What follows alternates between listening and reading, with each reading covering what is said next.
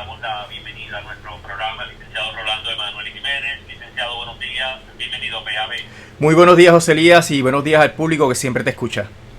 Bueno, vamos a hablar sobre lo que fue este proceso de primarias ayer. Su reflexión de inicio sobre la experiencia que tuvimos ayer en estas primarias de bipartidismo.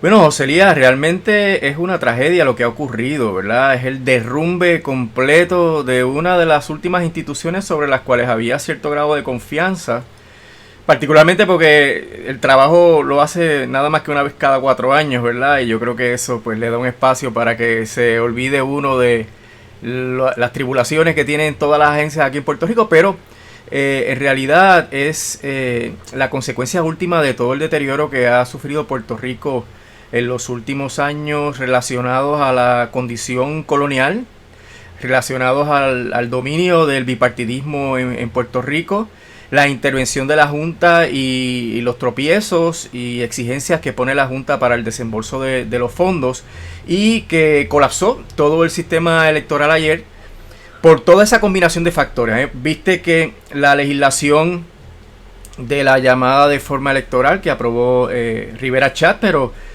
que la gobernadora se quiere zapatear porque no menciona que ella fue quien la suscribió, pues tuvo la consecuencia de hacer recaer toda la responsabilidad del proceso primarista en los hombros del presidente, una persona que es un novato en las lides electorales, que se hicieron señalamientos concretos sobre que no tenía la experiencia para manejar esto, y que ya vimos el resultado concreto, y que nos anticipa obviamente un problema mucho mayor en las elecciones de noviembre, porque no creo que ninguno de los problemas que se están viviendo actualmente se puedan resolver para esa época.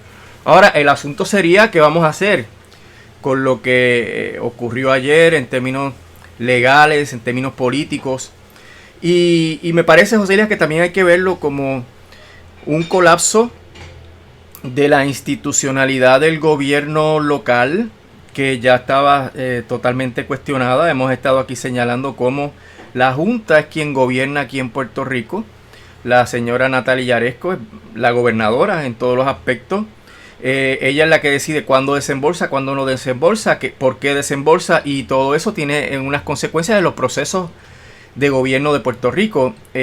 Según la información, la Junta se está lavando las manos de que ellos hicieron las aportaciones monetarias necesarias para que se celebrara el proceso, pero no dicen que vinieron a liberar el dinero como una semana antes, cuando había toda una serie de procesos que requerían unos pagos, porque los suplidores no pueden confiar en el gobierno de Puerto Rico para recibir pago por los servicios que estén prestando, particularmente cuando no son amigos del alma del gobierno y del PNP, sino que son suplidores que se han ganado la buena prove en subastas de procesos competitivos, ¿verdad?, que son justos y que realmente seleccionaron a las mejores compañías, y en ese aspecto pues las compañías no iban a dar un servicio, no iban a entregar unas papeletas que no se le habían pagado o que no se había cumplido con los términos y condiciones, y para poder haber cumplido con los términos y condiciones tenía que haber los fondos que la Junta no quería soltar.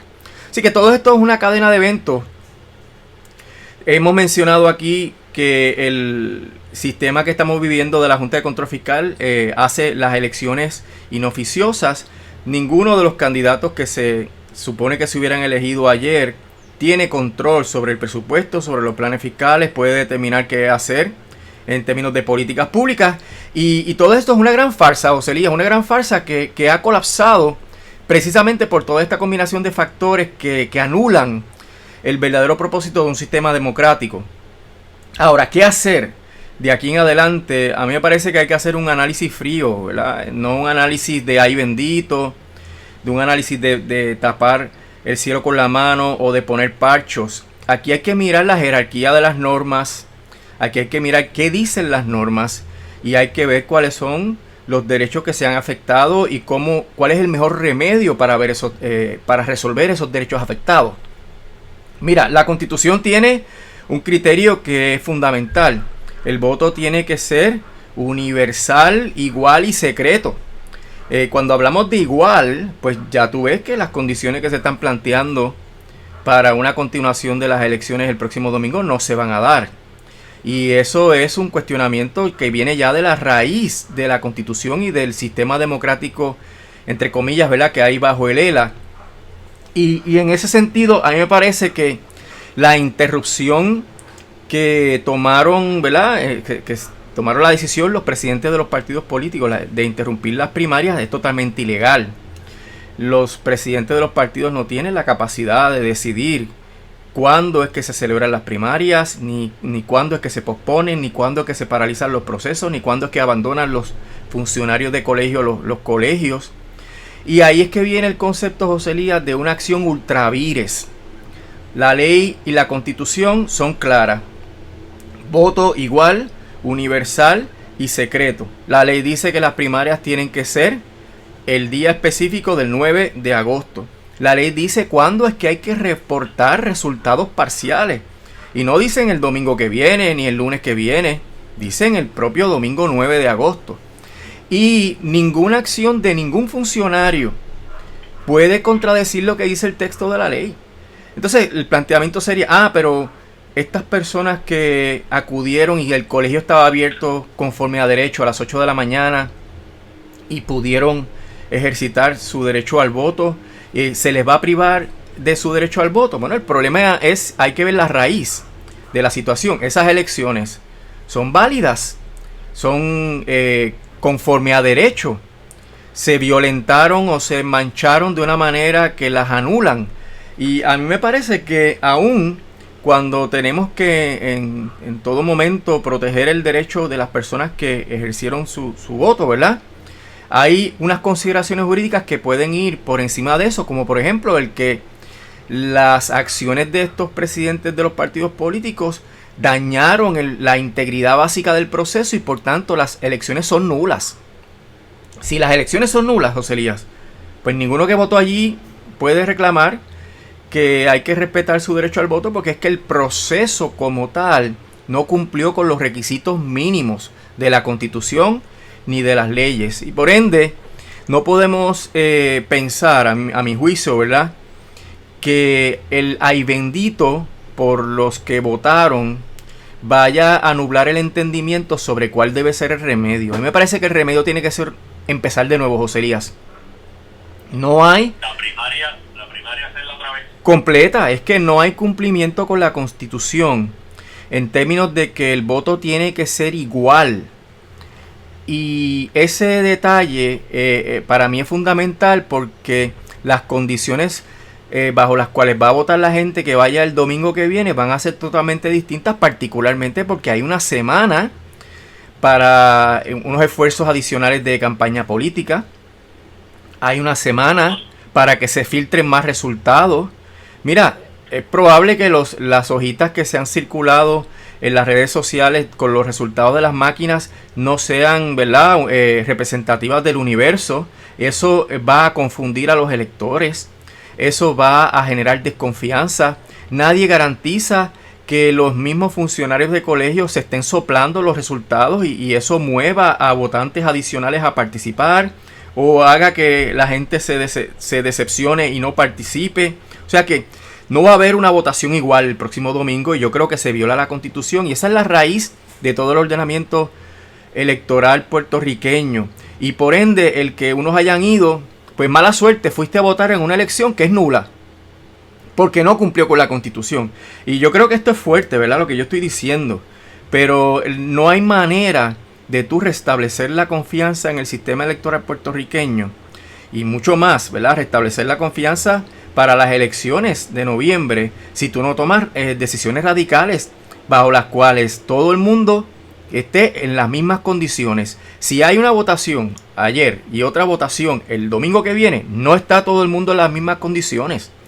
Los electores de un lugar que no votaron van a saber cómo votaron los otros electores y viceversa. Así que en este contexto, José Elías, yo creo que la mejor salida y la más pura y la más compatible con el ordenamiento jurídico puertorriqueño es empezar de nuevo. La dañaron el partidismo, el coloniaje, la falta de democracia, el control de la Junta de Control Fiscal. La tormenta perfecta arruinó totalmente el proceso democrático y hay que empezar de nuevo. Bueno, vamos a ver, pero como usted muy bien expuso en la premisa, el asunto del ay bendito, estar bien con todo el mundo, etcétera, va a hacer que quizás sea un poquito complicado una decisión drástica como esa. Es cierto. ahorita hablaba con Wilda sobre la posible consideración de una veda de anuncios en esta semana para tratar de dejar a todo el mundo igual hasta el momento en el cual pues se canceló el evento original de la primaria, ¿no? El problema es que esto puede suponer en diferencia ahora de aquí en adelante. El problema es que todo esto requiere legislación, José Elías. O sea, mover la primaria para el próximo fin de semana requiere legislación. Establecer una veda de anuncios requiere legislación y eso podría ser también contrario a los preceptos constitucionales sobre la libertad de expresión, de asociación y de derechos políticos, ¿verdad? Porque eso es una regla nueva que estarían imponiendo bajo unas circunstancias que no son las que establece el Código Electoral. Así que eso podría crear otros problemas adicionales y otros cuestionamientos que atrasarían los procesos. Mira, es crucial celebrar estas primarias lo antes posible porque la gente que salga ahí es la gente que va a estar en la papeleta del 3 de noviembre. Imagínate, con todo el tiempo que se tuvo para estas primarias, porque tenían una fecha, si mal no recuerdo, tú me corriges, en junio, y se movieron para el 9 de agosto. El 7 de junio, creo que era la fecha. Sí. De junio. Y con más tiempo no pudieron cumplir con el proceso de tener las papeletas listas. Si esto se atrasa más, si hay litigios de los candidatos que perdieron, porque entienden que se afectó la integridad del proceso y lo que dice la Constitución, esos litigios probablemente no se resuelvan sino hasta de un mes después. Y entonces ahí es que tú tendrías una papeleta más o menos conformada y podrías mandarla a imprimir. Pero el candidato que se quede fuera porque el tribunal no haya resuelto este proceso, recuerda que todo esto puede ir hasta el Tribunal Supremo. Y hay un tribunal de apelaciones, luego un Tribunal Supremo. Así que esto puede tomar meses. Y eso afectaría la integridad también del proceso de las elecciones de noviembre 3. O sea que es un trámite que no puede uno arriesgarse a que los litigios se traguen luego el proceso electoral. Por ende, una solución drástica de anulación puede sonar difícil de tragar, pero me parece que es lo único que podría salvar el proceso electoral de aquí a noviembre, porque ya no habría reclamos de trato desigual. Lo que es igual para todos, ¿verdad? No hay ninguna ventaja. Empezamos de nuevo. A lo mejor no se pueden hacer la semana que viene, pero pues habría que hacerlo lo antes posible para que se pueda cumplir con el itinerario de impresión de las papeletas con todos los candidatos. Pero no es una decisión fácil, José Elías. Es una decisión que obviamente los tribunales no pueden renunciar a su deber constitucional de atenderla. Sabes que hay doctrinas de standing, que hay doctrinas de madurez, de academicidad, que a veces afectan la participación de los tribunales en la solución de las controversias.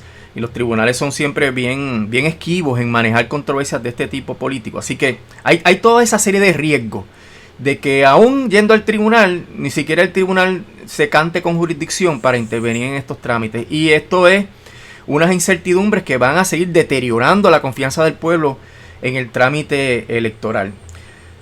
Si no se puede anular, José Elías, la primaria, me parece que los litigios van a estar durante meses.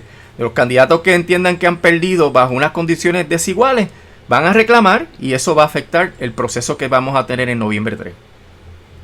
Bueno, y entonces quiero un momento examinar el rol de tribunales federales en esto. ¿Dónde interviene o ve usted que puede haber algún tipo de acción que esté realizándose a nivel del tribunal en el foro federal?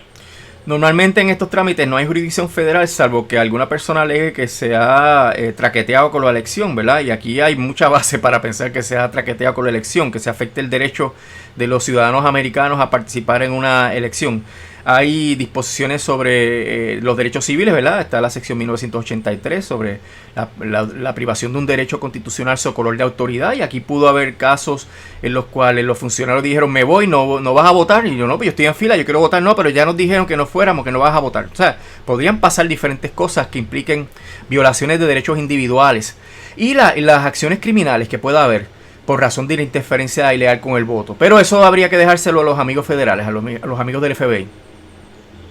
Ya veo. Bueno, ¿cómo es que ocurrirá con eso? Bueno, por otro lado, en otro tema, licenciado, vamos a actualizar el calendario relacionado a los trámites de los casos de título 3, sobre todo de energía eléctrica. ¿Qué ha habido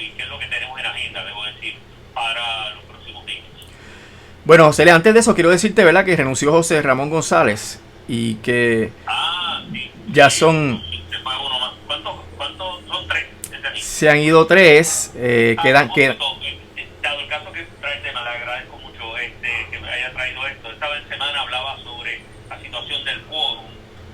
Todavía, partiendo de la premisa que no haya tres, hay quórum en las reuniones de la Junta dentro de unos meses, si es que no se sustituye a esta persona. Hay quórum todavía porque hay 4 miembros. Pero no pueden radicar casos de título 3. Digamos que tengan que radicar un caso de título 3 para el municipio autónomo de Ponce, pues entonces no habría el quórum reglamentario, que son 5 votos. Pero si hay una renuncia adicional, y es probable que haya alguna otra renuncia adicional, entonces se quedarían sin quórum y a mi juicio no podrían actuar. Tendrían que lograr los nombramientos, que como sabes, pues está difícil, aunque se han estado mencionando, ¿verdad?, en los pasillos que ya se están haciendo gestiones para los nombramientos y que el presidente Trump nombraría del mecanismo de las listas como se supone que lo haga, pero eso no hay nada concreto y podría llegar las elecciones de noviembre y todavía no tener los nombramientos, lo que daría entonces la oportunidad a una nueva administración de ocurrir en enero, de empezar un trámite para el nombramiento. Pero sobre el trámite que está pendiente, la Junta tiene que informar a la jueza, tanto para el gobierno central como para la Autoridad de Energía Eléctrica, cuándo es que ellos van a proceder con los casos del RSA y con el caso del plan de ajuste de deuda del gobierno central.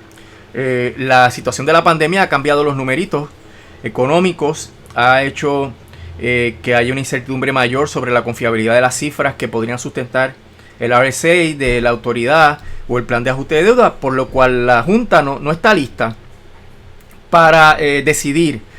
Si ellos decidieran echar a un lado al RSA, pues habría que empezar un nuevo trámite, y ahí es que surge la coyuntura, José Elías, de que realmente hagan un ajuste de la deuda que sea razonable para que la autoridad pueda echar para adelante. El ajuste que ellos están proponiendo en el RSA de 70% de pago, de recobro de los bonistas, es insostenible.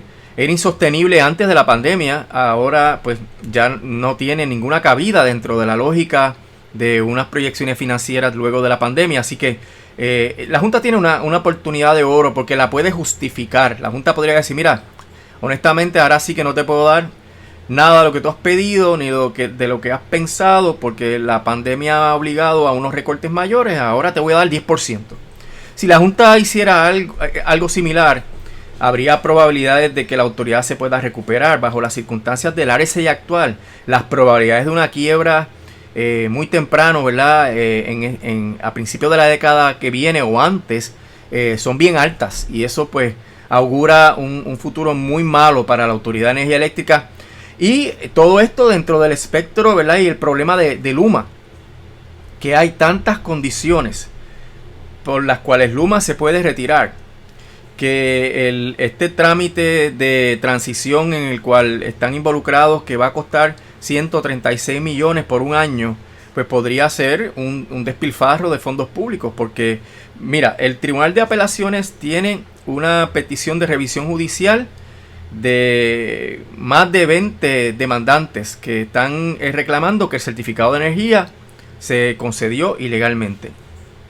Tenemos el asunto de que la jueza tiene ante su consideración si se le va a dar prioridad de gasto administrativo a Luma en cuanto a los desembolsos por razón de la transición. Y ahí hay toda una serie de opositores, incluyendo Lutier y el sistema de retiro de la Autoridad de Energía Eléctrica, el Comité de Acreedores No Asegurados. Y por otro lado está el proceso de reclutamiento de los empleados, que eso es algo que va a tomar tiempo y que podría dar al traste de las intenciones de Luma de comenzar las funciones. Y por último, Luma necesita consentir al plan de ajuste de deuda. El contrato está leonino que le dieron a Luma la capacidad de decidir si se queda o no conforme a lo que diga el plan de ajuste de deuda. Si a Luma no le gusta el plan de ajuste de deuda, puede escoger irse. Así que imagínate todo el poder que le han dado. Y todas esas contingencias, José Elías, y la pandemia hacen que no haya realmente una garantía de continuidad de las funciones de la Autoridad de Energía Eléctrica, que no haya una garantía de que la energía se pueda seguir adquiriendo a un costo razonable, porque vienen unos aumentos propiciados por todas estas cosas. Así que el panorama está demasiado complicado y me parece que para empezar a resolverlo hay que hacer dos cosas. Número uno, cancelar ese contrato de Luma. Y número dos, hacer el esfuerzo máximo por recortar las obligaciones de bono un 80 o un 90% para que haya viabilidad del sistema eléctrico de Puerto Rico, porque dentro de las condiciones actuales va a haber otro impago. Y si hay otro impago, José Elías, pues mira, se chavó el potencial de la autoridad de poder cumplir con las metas de energías renovables, de poder mantener precios razonables para los consumidores. Así que hay demasiado que perder en este asunto del contrato de Luma y en el asunto del RSA. Y por eso es que la situación de la pandemia y la inestabilidad que hay en términos económicos, pues debe darle la base a la Junta para hacer el máximo esfuerzo por recortar 80 o 90% de esas obligaciones de bono. Bueno, interesante los retos que están por venir en ese tema. Vamos a ver, ya sigue pasando el tiempo y el contrato de Luma está ahí todavía. ¿Le parece que como issue político, en el caso de la primaria y lo que se proyecta para los comicios de noviembre, se ha convertido en algo que le da esperanza de que va a convertirse en un tema de importancia para los candidatos a la gobernación de este licenciado? Me parece que va a depender de quiénes salen beneficiados en la primaria, ¿verdad? Porque hay candidatos con diferentes posturas. Obviamente si Batia ganara la primaria, pues sí, va a ser un issue muy candente, porque él como bonista legisló a favor de los bonistas cuando era senador y presidente del Senado, y eso pues va a traer, ¿verdad?, una relevancia al tema. Pero el asunto del aumento de la tarifa que Luma va a tramitar en diciembre debiera ser parte de la discusión por cualquiera de los candidatos que salga beneficiado por las primarias, porque eso va a tener un impacto en los bolsillos de todos los consumidores de energía en Puerto Rico. Y por eso es que yo creo que sí, que el contrato se va a mantener, aparte que Lutier no va a dejar de discutir este asunto, y como la jueza Swain tiene ante sí una decisión y el Tribunal de Apelaciones tiene ante sí otra decisión, pues tanto el Primer Circuito como el Tribunal Supremo de Puerto Rico podrían estar interviniendo en este asunto para finales de año, principios del otro año, y por ende el tema se va a mantener. Y la legalidad del contrato y la vigencia del contrato va a depender de esas decisiones que se tomen tanto en la Corte de Título 3 como en el Tribunal Supremo de Puerto Rico. Bueno, vamos a ver qué va a estar ocurriendo con esto, licenciado Manuel, y como siempre, gracias por la oportunidad que nos brinda de conversar aquí en Vía 20. Como no, José, le estamos a la orden y que pase buen día.